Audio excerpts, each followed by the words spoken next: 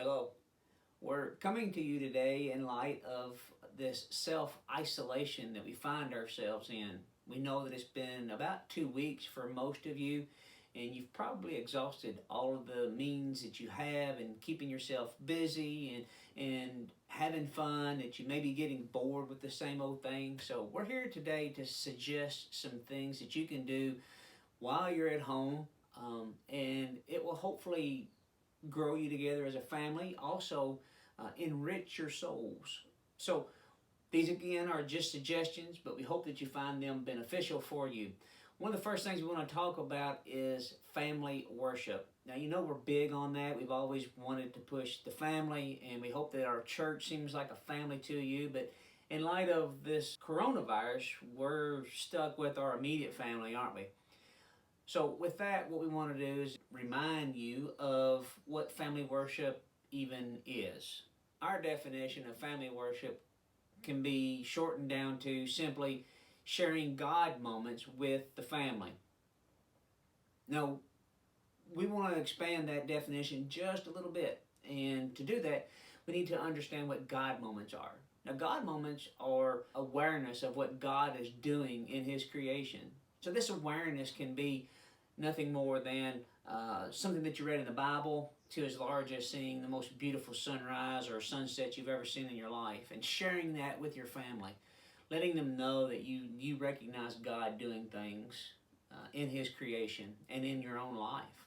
But we also need to define family for just a second. Now, the scriptures tell us that family is when a man and a woman come together and become one flesh. Now, that's a biblical definition of it, and we agree with that, obviously, that man and woman together making one flesh is family, but then you add in kids, and that's an extended family, is the way we refer to that.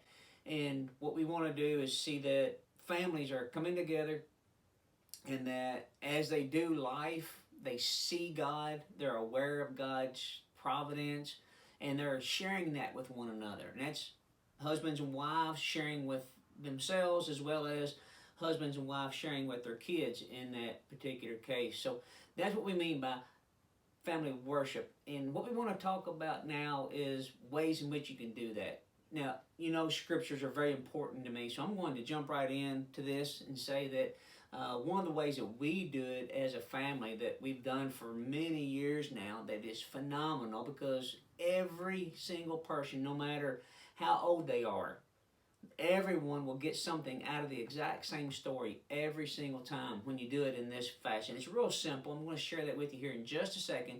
And I want to say that even when Mike was like 4 years old and I was in my late 30s, and everybody in between, we all got something unique that was special to us from the same story out of the Bible. Now, what you do is simply take a Bible passage that you know, that you're familiar with, that you feel comfortable with, and you share that as a family in a group there. And then you just read it, let the story speak for itself, and then you just ask some questions that will lead into better discussion. And these questions are who were the main characters in the story? Something as simple as that. And then you can take that answer and say, well, of those main characters, who do you best identify with and why? Now, with that kind of question, they begin to investigate themselves and understand what God's doing in their life and being able to share that with one another. And that's the beauty of it. And they begin to recognize and grow themselves from that. And in a lot of the cases, you're going to know real easy, but another good leading question is, how do you see God in this story? So a lot of times that even furthers better conversation for you and your family as you continue to grow together. The second part that to our family worship is always a time of prayer.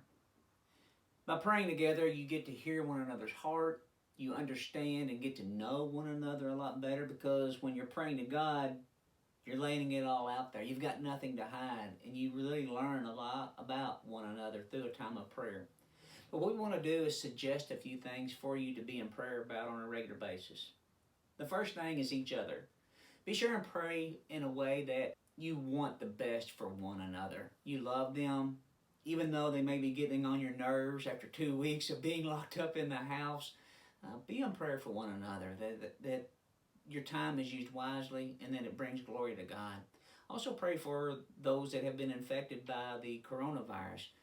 Pray that they can find healing, and pray for the medical staff that as they continue to treat and provide care, as well as keep it from spreading even further. They're working hard. They need our prayers. I also want to pray for the leaders, those that are making those tough decisions, those that are required to make those tough decisions. And you are making tough decisions yourself. So don't be afraid to pray for yourself. Pray that God blesses you and gives you wisdom in the decisions that you have to make, even as a leader in your home. Remember your family and friends. Also, we want to pray for God's mercies. Pray that God's grace and mercy is evident in all the things that are going on right now, that we can see His hand involved, and we can praise Him because of it. So let's be in prayer together. Next, we want to move right into some of the resources that we have available, or some of the resources we want to direct you to. Now, as you see on the screen there, you'll see the homepage of our website. You will see resources about halfway down. If you hover your mouse over top of resources, you'll see a tab shoot over to the right, and underneath that you will see recommended sites. When you click on that, you'll get this screen, and you'll see different headings, but you'll see like the one that's circled there, it says family resources. Now here's a list of things that you can go to that are family oriented. We're suggesting that you take a look at the movies site, because you're going to be watching a lot of movies. This is just a Christian perspective on how to see movies, or which ones to watch and what to look out for. The next one is Focus on the Family. Now let me highly suggest that one to you. Focus on the Family is a magnificent website that offers tons of resources. There's blogs, there's videos, there's all sorts of things for you to check out. The next website I want to lead you to is martymechkowski.com. That is an author that has put together some children's books, and they are phenomenal.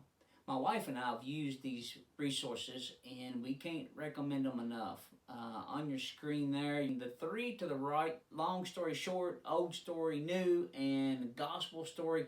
We've personally been through those books with our kids. They are very good. They are simple, they're short, but they get right to the point about the things you need to know about God. But also there is the other book there, the first one on the left there, Theology. And yeah, it's theology, but it's a book I haven't personally gone through with our kids, but it is a book that I have looked at. I have read the bulk of it, and I can't recommend it enough. It is also a valuable resource. The last on that screen is gingerhubbard.com. Now you may know her as Ginger Plowman because she's a well-known author, and that's what she used to write under, is Ginger Plowman. But her website is Ginger Hubbard, and she has a lot of great resources for parents in dealing with rearing children and understanding, and it's just a really good resource for you. Now you may have older kids. I found a blog. You can see it on the screen here. It is Melissa Kruger. The title of her blog post is Now's the Time, Resources for Family Devotionals. She did this back on March 24th of 2020, and it's got age-appropriate resources. So check out that blog post. It has a lot for you to really be looking into. One of the suggestions I would like to recommend to you is to be active together. Okay, don't let everybody just go to their room and sit there for hours playing on their own devices. Bring them out. Let's get together. Let's have some fun. Laughing and sharing together really is enhanced while you're doing things together. Some suggestions obviously are board games and card games, or maybe you want to get out a craft. Maybe you want to try some kind of project together. And I would recommend that. But I also want to recommend that Julie Wisehart, she has put together craft bags. And what she's going to do is she's going to deliver those craft bags to those that want to participate. And she is, during her bi-weekly Facebook Live that she does on Wednesday nights at 7 and Sunday nights at 7, she's going to take those crafts and instruct on how to put those crafts together while she's telling her lesson. So it's a good chance for you to get involved and stay connected. And I'm very thankful for Julie and her family for working hard to keep everybody connected during this time. And then one of the last things we want to encourage you to do is to be available. Be available to one another. Be neighborly, or as the Bible calls it, be hospitable. And we do this by checking on one another. We also want to be in service to one another. And that's part of our mission statement, right? Worship, serve, and share.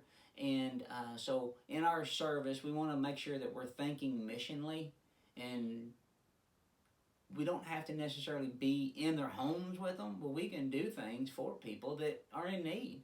We can go to the grocery store for them. We can pick up their medicines. We can go to the mailbox and drop their mail off at the front step for them. There's so many things that we can do for one another. And the big thing is just knowing that you're there goes a long way. But I'd also recommend that if you know of someone that needs something, to let the church know, because I've got plenty of volunteers that have said, man, if you need anything at all, let me know. I want to help. And they're willing to go to the grocery store and pick up things. So let's be missional. Let's be neighborly. So thank you for your time. I hope these resources are helpful to you. Again, there's a lot of other things that we can suggest, but as you start looking, you're going to start seeing other websites recommended. So enjoy your time. Know that we're here. We love you, and be blessed.